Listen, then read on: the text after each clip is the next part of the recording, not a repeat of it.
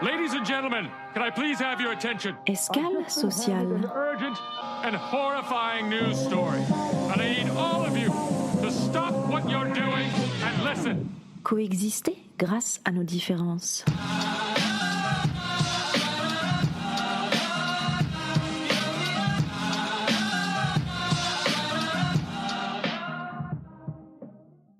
Arturo Morales, el capitán Mario Herrera y el primer oficial Alejandro Nava, les damos la bienvenida. Este es nuestro vuelo número 4, destino del Aeropuerto Internacional de la Ciudad de México. Après 12 heures d'avion, j'atterris à Mexico.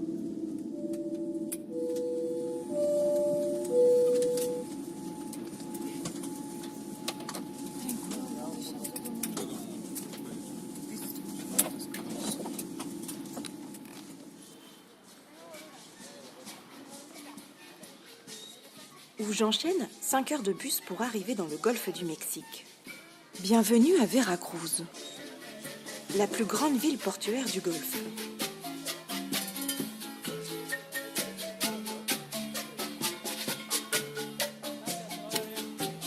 Cet endroit fut l'un des premiers lieux de débarquement des conquistadors.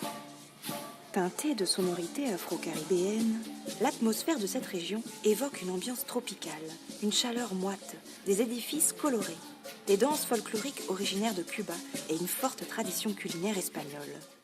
Autant de traits culturels qui forment en partie le métissage mexicain. C'est dans cette région que je fis la connaissance de Krishna. J'étais loin d'imaginer que cette rencontre allait influencer le cours de mon voyage. Pupilles brillantes et regard noir, peau mate et rouge à lèvres imposant, cette jeune femme rassemble à elle seule tout le charme de la beauté mexicaine. Et derrière la douceur qu'elle laisse transparaître, se cache un véritable esprit accompli. Je vous laisse d'abord faire connaissance avec elle et apprécier son accent chantant. Hola, mi nombre es Krishna López Acosta.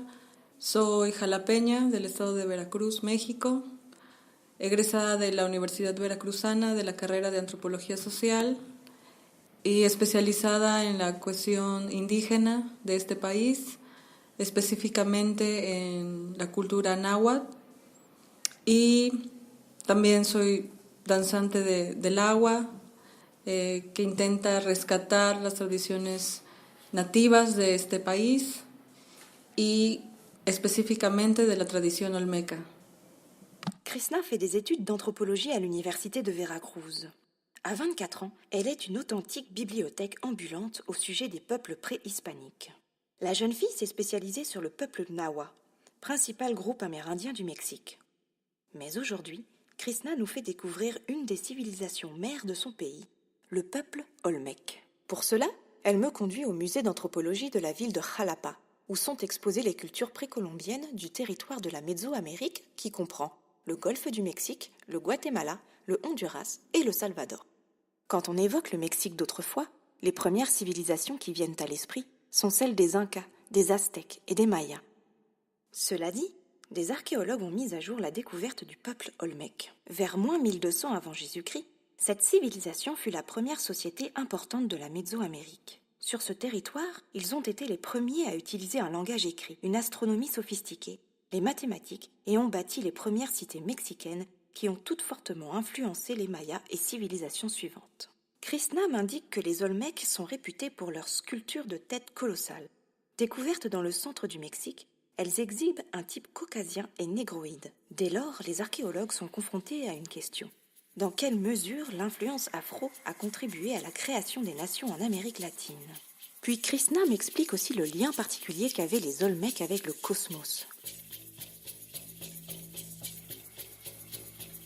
Les cérémonies dédiées à l'eau, au soleil, à la terre, les différents rituels de purification et de guérison avaient pour finalité le réajustement de la connexion entre les différents niveaux de l'espace cosmique, à savoir le monde céleste, l'inframonde et la terre-mère située entre les deux. En somme, elle m'apprend qu'il faut voir ces cérémonies comme des sortes de médiation sociale. Oui, médiation sociale dans le sens où elles font le lien entre le peuple, notre terre et les divinités. Elle-même fille de guérisseur de la lignée Olmec, Krishna pratique le rituel ancestral dédié à l'eau, appelé Danza del Agua. Elle m'enseigne qu'entrer en rituel, c'est accepter de se relier aux éléments et de faire dialoguer en soi la conscience et la part inconsciente de l'être. C'est ainsi que les Olmecs convertirent la pluie en récolte, le soleil en calendrier, la pierre en sculpture, le coton en tissu, le jaguar en religion et les hommes en dieux. Dès l'instant où Krishna m'a plongé dans la culture Olmec, j'avais la sensation que le temps s'arrêta de tourner.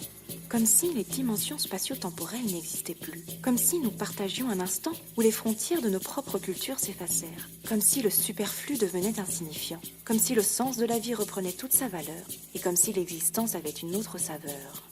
Pendant ce laps de temps vécu comme intemporel, échanger avec Krishna sur nos perceptions du monde nous a permis de s'interroger sur qu'est-ce qu'elle voit que je ne vois pas.